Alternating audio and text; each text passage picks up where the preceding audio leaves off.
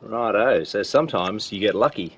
This was on the side of the road. I was going to go for a ride this morning, and today is 42 degrees, but I thought, no, if you're going to train, you're going to train. So I jumped on the bike and went for a ride. About probably 500-600 metres from my place, I saw this on the side of the road, and I knew immediately this was super rare. This is amazing Sony mid-1980s technology, these systems, and it came with the matching CD player, and it came with matching SAT, Super Acoustic Turbo.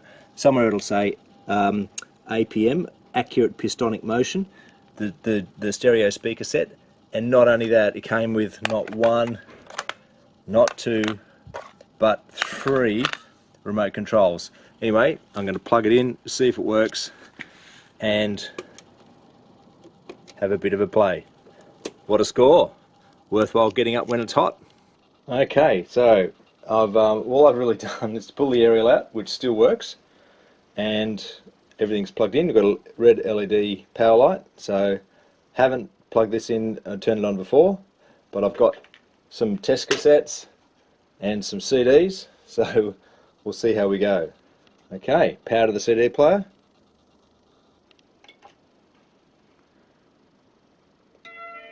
Oh my goodness. Look at that. Okay, now I have done some reading of the manual, so there you go. And wow, AM and FM work? How awesome is that? So I don't know how long this has been sitting on the side of the road. I guess not very long. It's highly valuable bit of kit, and I am absolutely stoked that I went for a ride this morning. And here we go. Close, and I saw this on the side of the road. Oh, didn't like that.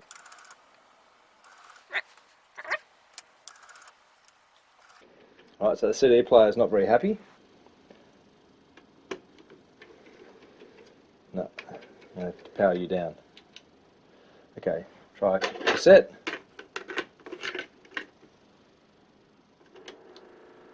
Oh, sound, very clear sounds of dead belts.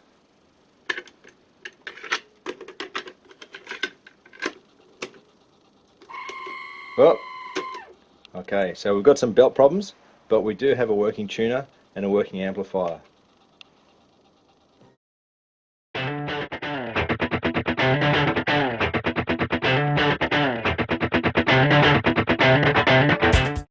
So, wow, this sounds really good. I'm going to do a full review on this actually, because these are pretty rare, these units, and so far I can only find a very small 16-second clip of someone else that's done a quick review on this.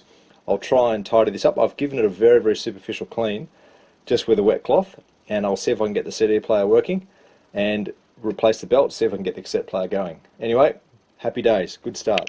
Okay, so I've just taken the screws out, and what we have is one CD player. Now all I'm going to do is throw power on it, turn it on, see that the power's on, open it up, and throw a CD in, just to see if it makes a difference, because it wasn't playing nicely before. Close it. Doesn't want to close now. Okay, something's going wrong. Okay.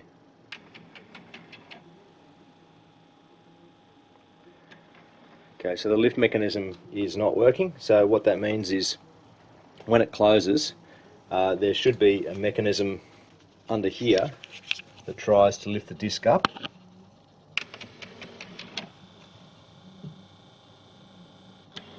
And you can hear it, but it's just not quite, it just can't quite lift that up. So I'll dismantle this, give it a bit of a lubrication.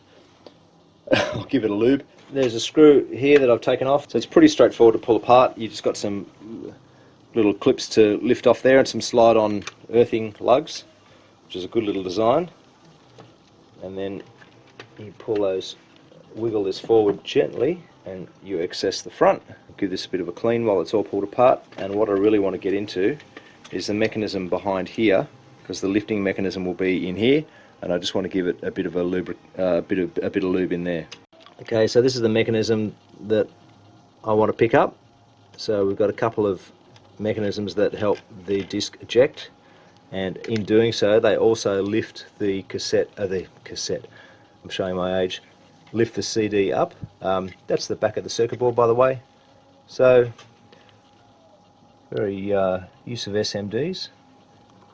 It's pretty amazing for the age. Gosh, 80s, probably early 90s. Anyway, I'll keep lubricating and see how I go. I might have to dig a bit deeper and get in under some of all this plastic. Okay, so there are 1, 2, 3 screws to connect this to the chassis. I've just taken those off, and we do not need to listen to Australian crawl. It is Australia Day though. But you can see the drawer goes in, goes out.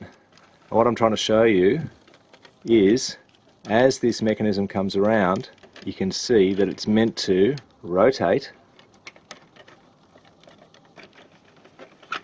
There we go, see that? So that's the mechanism that lifts. So there's a little screwdriver inset in there, so I can use a flat blade. And that is the CD in the lifted position. And so the whole chassis moves up and down. So this is the part that I've got to dismantle and pull apart and make sure that it's actuating. And there's only one drive motor here, so I've got to work out if it's one drive motor that does everything. And I can actually see a belt deep in here. So I just wanted to show you that is the belt in there. It still feels like it's reasonably tight, so hopefully it's just a lubrication issue. But if not, I have to dismantle this whole mechanism and replace that belt there. Okay, so I'm playing with this, not having any luck, so I'm going to pull these little clips in and pull the top of the CD cage out and see if I can get better access to that mechanism. So these are pretty straightforward to pull off.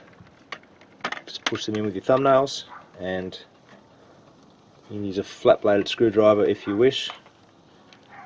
And you can just see that it'll lever out, and it'll be the same on the other side. Right, so now that you've got those clips out, that comes off. You can see that's just a gravity weighted little platen there that comes down and clamps the disc. It's not a physical clamp, it's just a gravity clamp. Then this lifts off as well, which means I can get access to that inner rail and lubricate it if I feel I need to.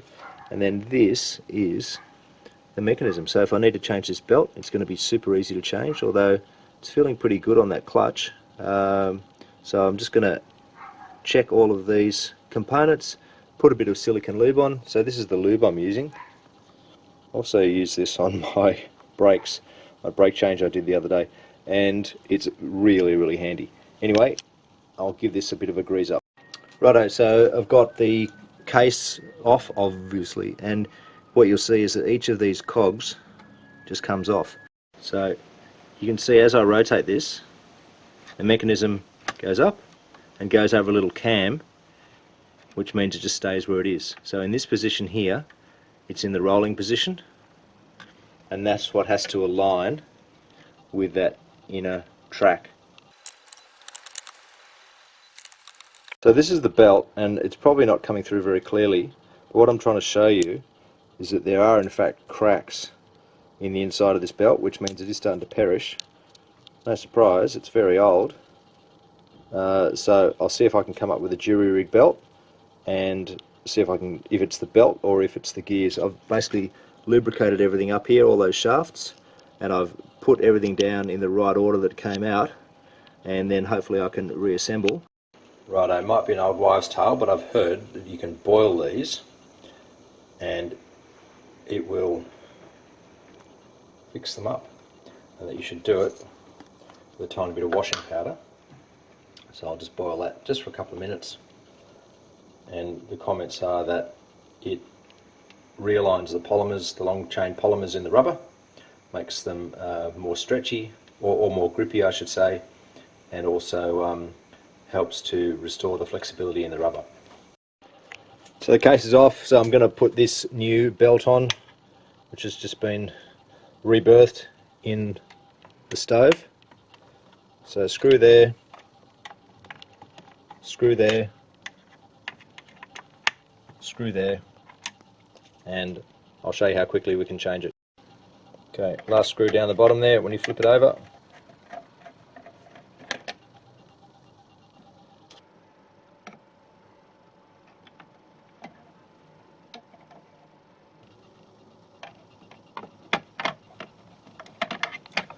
Not lined up, not lined up. Okay, it's lined up, and see the cogs moving. Alright, now I'll do a dry run, just because I don't trust this belt. Okay, new belt, got power. Okay, good sign, very good sign. Let's play.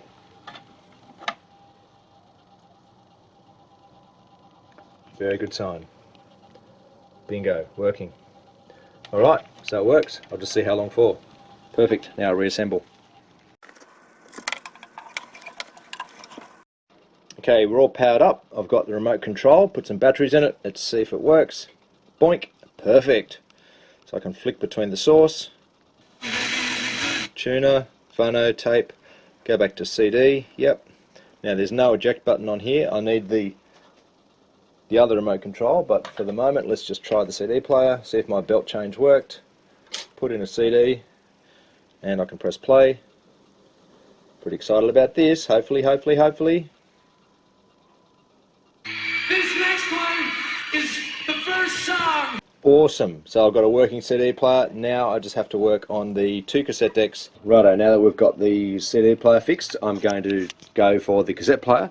Now the good news is that if you take all these screws out, this is actually a complete component system, and basically pull this off and pull the opposite side one off, and the cassette deck should pull apart. And of course you just have to pull this plug out here at the back, and you've got this as a separate system. And you'll see that the actual cassette player has its own model number, TCW-606. So I'll do that. We'll see if we can put some new belts on these cassettes and get this thing, give it a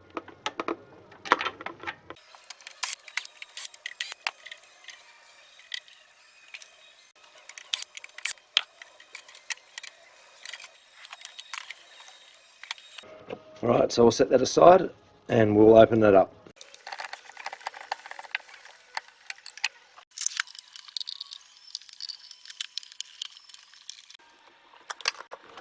Right, so I've got the cassette deck out. Let's have a look at this thing. Basically not a lot to it. See our mechanisms inside. I'll pop open the front and see if we can have a look and see what the belts are looking like. So we'll get a little damped soft eject, and then on the other side very similar. So I'm going to look for signs of decayed belts, and I think I can see some already.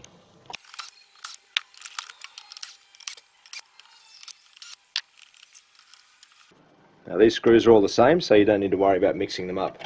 Now I've taken all the screws out, and you'll see that there's some little pins here, so you've got to lift these over the chassis like that, and then the whole face will pop off. And when you get to this stage, there's a tie clamp there, and there's another cable clamp, or not clamp, but like a binder there, so the whole front won't come out easily unless you undo one of those to loosen it, give this cable length some room so that you can pull the face off. But you can see here that there are no belts. So the belts are definitely dead, and there's the remains of one here. There we go. And they turn into like a black pasty glue when they've been dead for a while. So the easiest way to do this, to get rid of the binder on the inside, is to just use some pliers, clamp that from the bottom and push it through.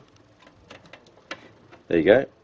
So now the whole thing will come loose.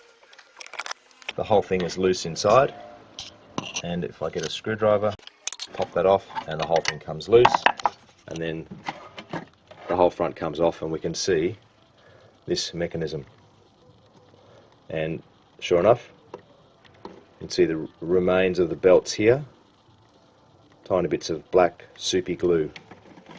Right, should be hopefully easy enough. I don't know what the tape path is, but usually these belts are pretty simple. This is not a full logic drive, it's only a semi logic drive. You've still got press buttons, press mechanisms here, so hopefully it's pretty straightforward. So the first step is to get a flat blade screwdriver like this and just run it, hand turn the capstan wheel, and there'll be a few steps here. So this is just to, and you can see what I mean, it just turns into soup. Unfortunately this is a double cassette deck, so you've got to do it on both sides. Now there's a fair bit of residue still left. There's a second drive wheel, you can see more rubber gunk. Now I've just had a look online, by the way, you can actually still buy belt kits for these. Look like they're about $22 Australian. Now what I might do is I might get some isopropyl alcohol on a Q-tip or an earbud and just run that around the pulley wheels on both sides just to make sure all of the black gunk is removed. Now what I've worked out is that it's basically impossible to remove this motor because these essentially the two cassette mechanisms are joined together. So what I've been doing is I've been using a paddle pop stick just to put some clutch on that wheel there, and then just using some tweezers to clean the pulley wheels. And what I'm going to do is I'm going to use an old bit of cloth and run it as a belt and basically rub it back and forth around the belts to see if I can clean it up that way. So you can see what I'm doing. I'm just pulling this back and forth just with that pulley wheel locked in place, just with a bit of paddle pop stick, and I'll occasionally rotate the wheel around. You can see all the black crap coming off the motor drive pulley. Righto, so rather than guess at the belt path, I actually found a service manual for this TCW606, which is the model number of the Sony cassette deck, and you can see that there's only one connection to the motor pulley, and then it goes to the first pulley and then to the second pulley. Gosh, it looks like I've got Parkinson's. So this is my kind of chook scratch of what it looks like. So I'm going to align the mechanism so it looks like the sketch and put a belt on, and we'll see how we go. So if you can see that, I've got one drive belt going from the motor to this rear wheel, and then it is coupled directly to the second wheel. So that's how the configuration works. So as one spins, it spins all three. Okay, so it's a little bit hard to see, but they're both set up, they're both identical. So you can sort of hopefully see you've got the drive around the motor capstan. Now there are two wheels on the capstan, two wheels on the motor pulley, and I've picked the one that aligns best with the pulley wheels, like that. I was thinking originally they could be for 50 Hz and 60 Hz for Australia and US, because US 60 Hz, we're 50 Hz, same as Japan, but I don't think that's it. I'm just not sure, but I'll give it a go. So the plan after this is to buy some proper, I just want to verify that the cassette deck works okay, then I'll buy the correct belt kit, which you can buy. Now that I know the belt path, I can actually also measure the belts and maybe buy some generic cassette belts. You shouldn't use rubber bands. They do work, but they don't last very long.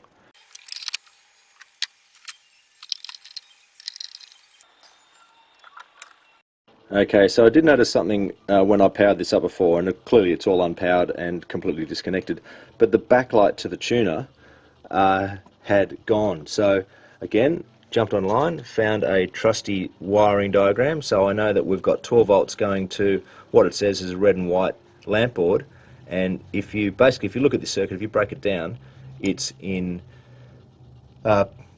series, it's not in parallel. So being in series, it means that if one of these globes is out, and I don't know if one of them is, if one of them is out, the other one will go out. So all I know is that they're 12 volt, 100 milliamp, so I'll put some power on them, just a tiny bit of voltage, and see if any of them light up. Okay, try this one first. Shouldn't matter which is negative, which is positive, it's just a filament. Alright, that one works. Okay, this one does not work, so I need to replace this globe, and then I'll get my backlight back on my tuner. So I found a globe. Perfect, 12 volts. There we go. So that's all done. Trim off those long leads. And now what I'll do is I'll just sort of neatly fold this down so that it's in about the similar position as this globe here.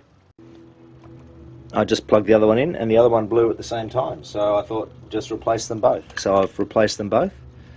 See that? Two little rice grain bulbs. And we'll just do a proof of life. There we go. All done. Alright, so to put this back in, it's got to fold in. So I've got to fold these globes down so that they kind of sit a bit like this.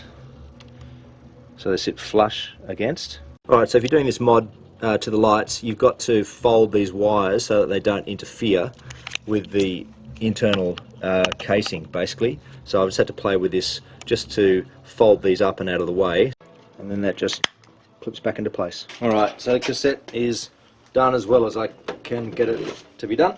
I'll reassemble all of this and see if the backlight for the tuner works.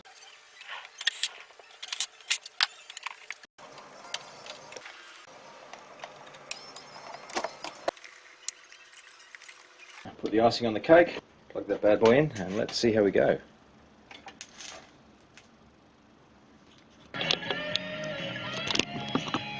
Ah, nice. Tuner selected. Put in a disc. See how we go. This next one is Fantastic. So we have a working Sony player. Now I'm going to do a detailed review of this in a minute now that I've done this repair. I guess the last thing is to check the cassette deck. We'll do that.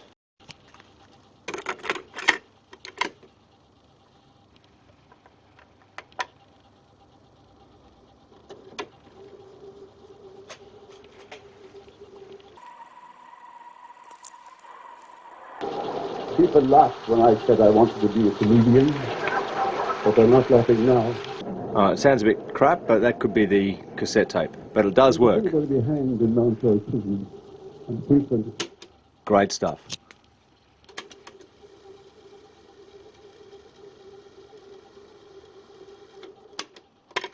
Great. Awesome. Done. Back to tuner. Dolphin free. Oh yeah, that's working.